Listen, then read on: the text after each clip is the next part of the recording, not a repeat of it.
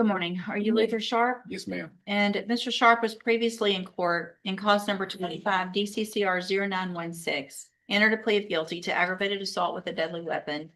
The agreement was for a cap of 15 years in prison and a dismissal in cause number 25 DCCR 0917. I've received the pre-sentence report, and have you both had an opportunity to review that report? Yes, sir, I Yeah, have. sure, yeah. Are there any additions or corrections to the pre-sentence report? No, Your Honor, I would note for the court, we did receive a follow-up memorandum, after the PSI was created. The, probation department was able to get in touch with the complainant in this case, and they echoed their agreement with the 15 years. Okay. I don't see that I have that, but have you had an opportunity to review that? I don't think I got that. I would see it on an email. From probation? Yes, sir.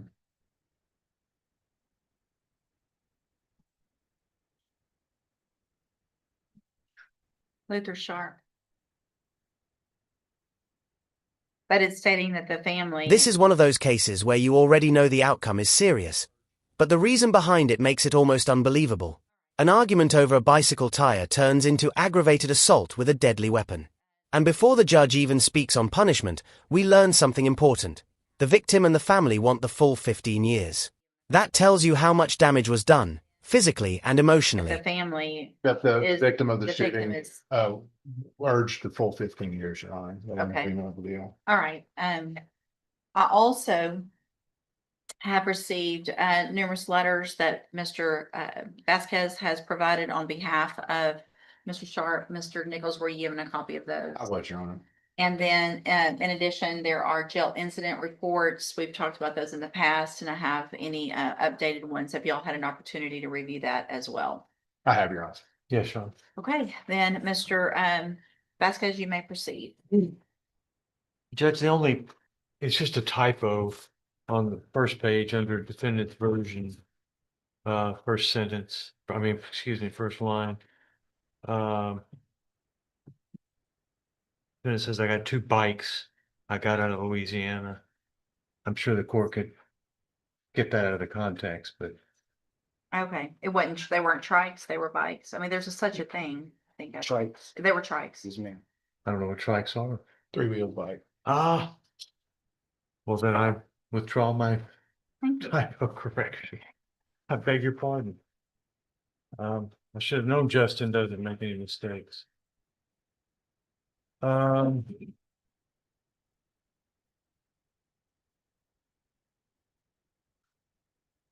Judge, I know the court said you have all the support letters. I would just urge the court to sentence Mr. Sharp to something less than the 15-year cap.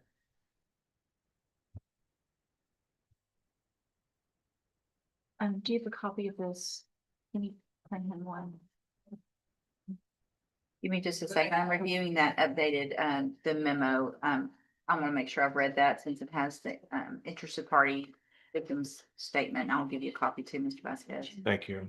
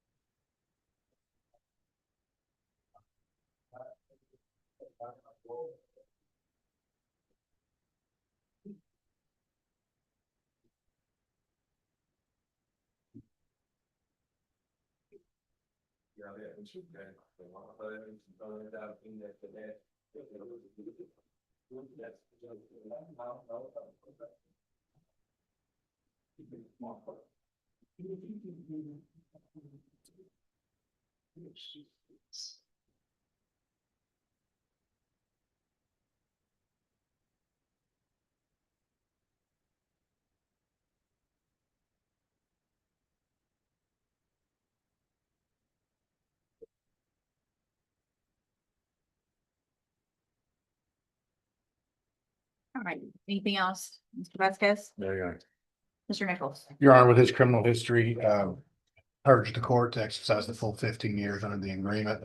I, you know, that agreement, I think, reflects any consideration and an effort to, I mean, he did admit to it, and that's why, okay, it's lower than it would be otherwise. With his criminal history, he was looking at habitual enhancement.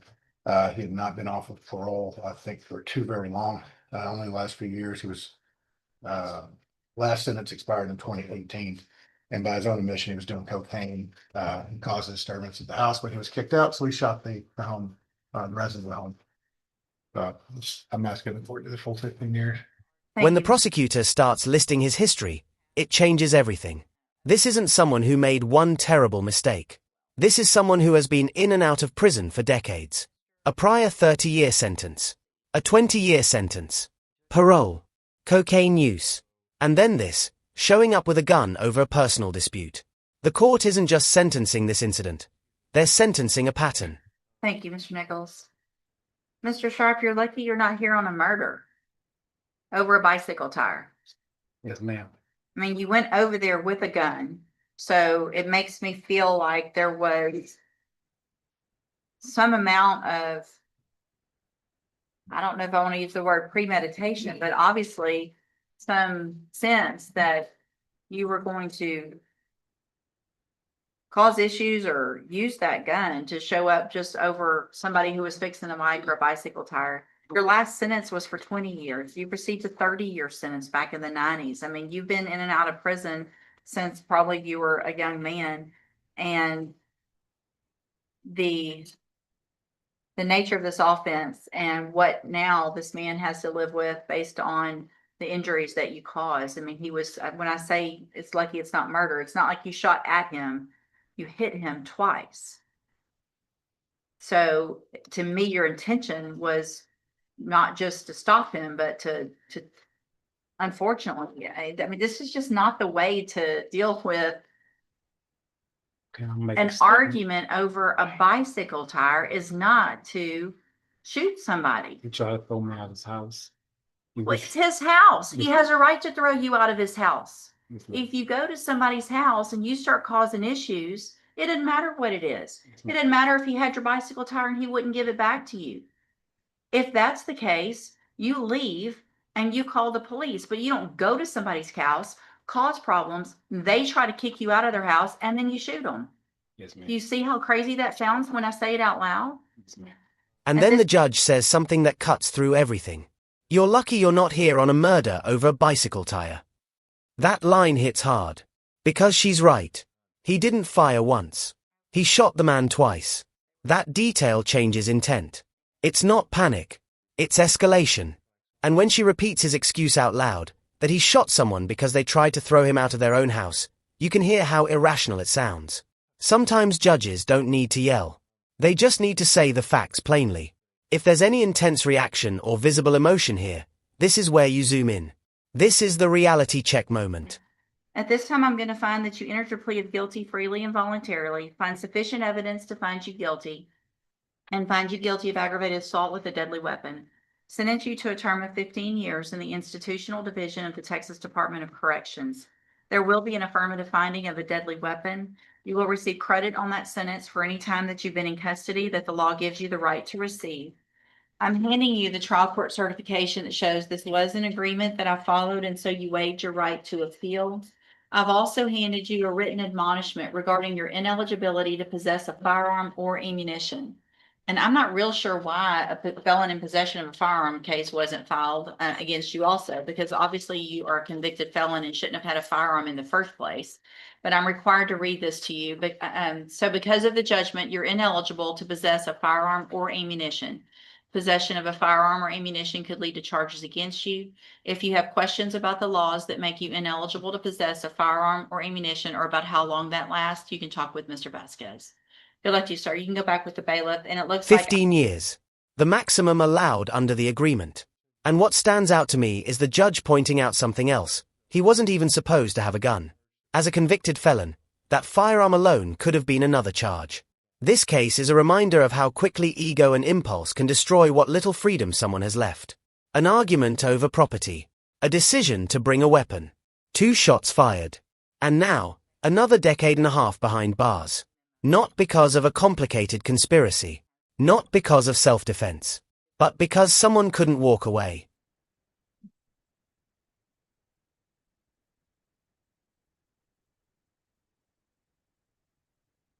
Okay. Good morning. You're Carlos Rodriguez? Yes. And so, Mr. Salinas Yes, right. has been here before, and we went through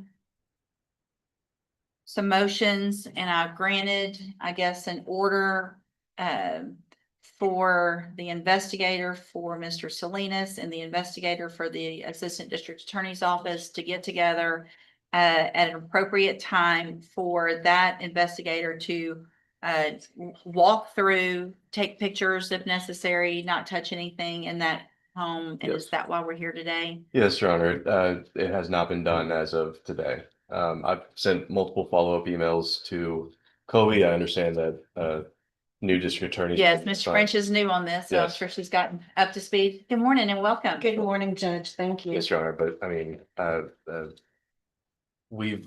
made all good faith efforts. I've put the state in contact with my investigator. I've made diligent follow-ups throughout the last month. And it seems that the order has not been carried out. And Mr. Gertz, why are you here standing I up? represent Loriana Sola Gomez, Judge, the homeowner of the Okay, home whose home is set to be searched, and I'm here to assert his Fourth Amendment rights not to have his home searched without. well, it's not a search. Uh, I'm not allowing anyone to search anything. It's just a walkthrough to get the kind of the lay of the land of the house is my understanding. So I think there is a distinction with regard to that, and It go ahead. be difficult, Judge, but I mean, the Fourth Amendment, there's no case law that makes such an exception for law enforcement or anybody to just walk through a home and start photographing stuff, and I absolutely object.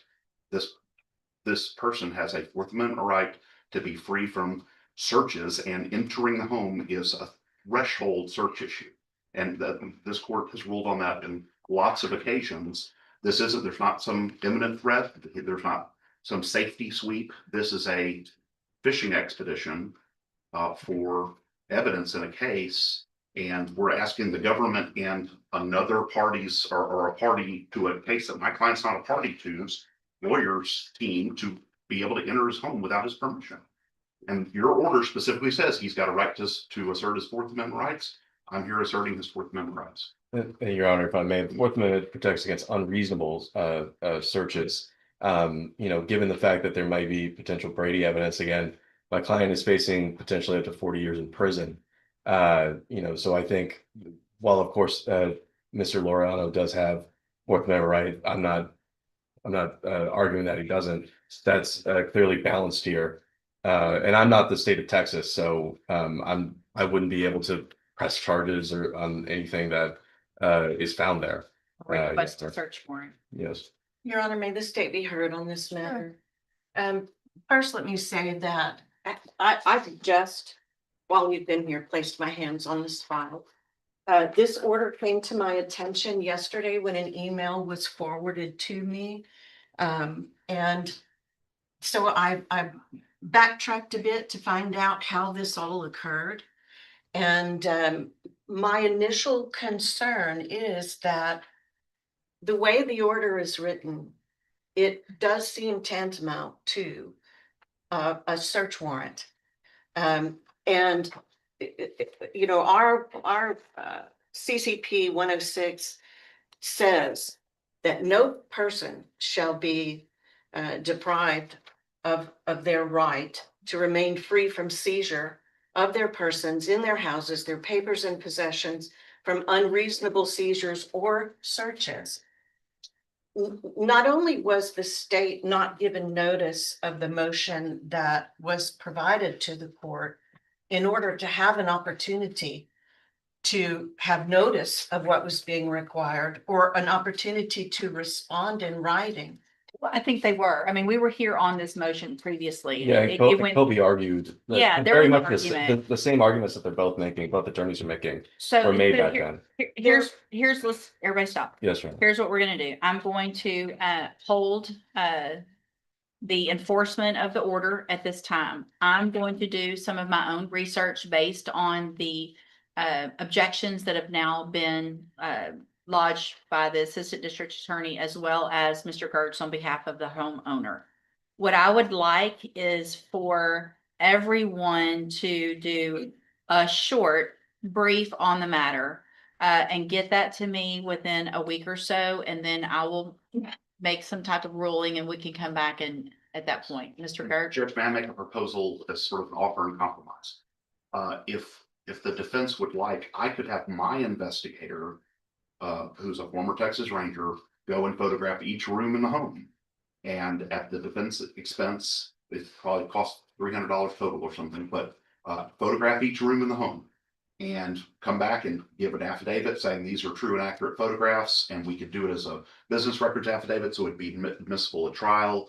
And that way, there's no state incursion into my client's home, and there's no other incursion into my client's home. And yet, it's a trustworthy source. You know who I'm talking about, and my investigator could come and give us one statement or whatever, proving up the photographs as well. Your Honor, it seems like we're just, the purpose of that would only be to delay. My initial, my initial motion, Your Honor, was just my investigator at the defense's own expense. I didn't ask for the state's investigator. That was something we compromised on, so. That's what I ordered so that the homeowner would have Right. that level of Right. comfort, which is one of the things that Mr. Hopper, but Right. why? Which so I don't hold on. oppose. Yes, Hold- sorry. If what you're going in for, which I said is not a search and not touching or moving anything, but just to visually inspect layout of the home, then Yes. why would there be any issue with allowing Officer Best to go in and take pictures, even potentially a video just of the lay of it, so that there would be, I would ask if he did that, pictures and a video. He could come in, swear, and then that would be the same thing that I was going to allow y'all to do. And that way there's not your people going in. If he's willing to offer that, I think that probably sounds like a good compromise. We could do it by the end of the week. We can be just done with it. Well, look, Your Honor, I don't, and I appreciate the counsel's suggestion. My only thing is, because we live in a world full of human beings. I'm not saying that I don't trust whoever their investigator is. It's just I don't see what the issue would be with allowing my Fourth Amendment.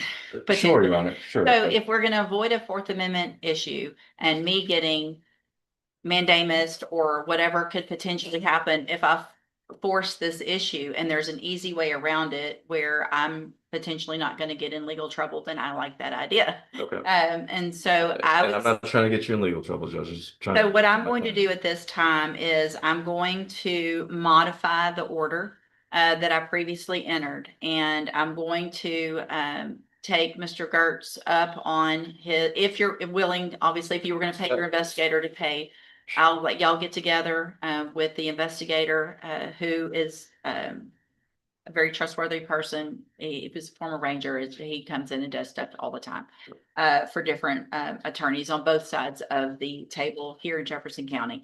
So if you guys can get that taken care of, I'll let y'all visit, get that done. I want video, thorough video, so that somebody would know exactly how to potentially lay out a house, pictures of the rooms, every room, and a thorough video of the house. And if you guys are willing to do that, then I will modify the order that is what's going to take place and get that done within, I would say, 2 weeks.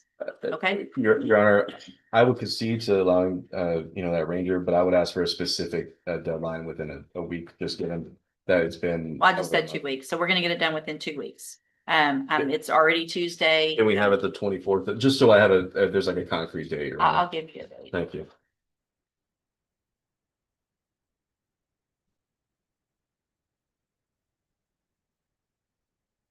So we're on the 10th. Yes, ma'am. Let's get it done by Friday, the 20th. Mr. Gertz, Friday the 20th, that's the rest of this week, and then all of next week, if you'll get that done Yes, sir. and that information.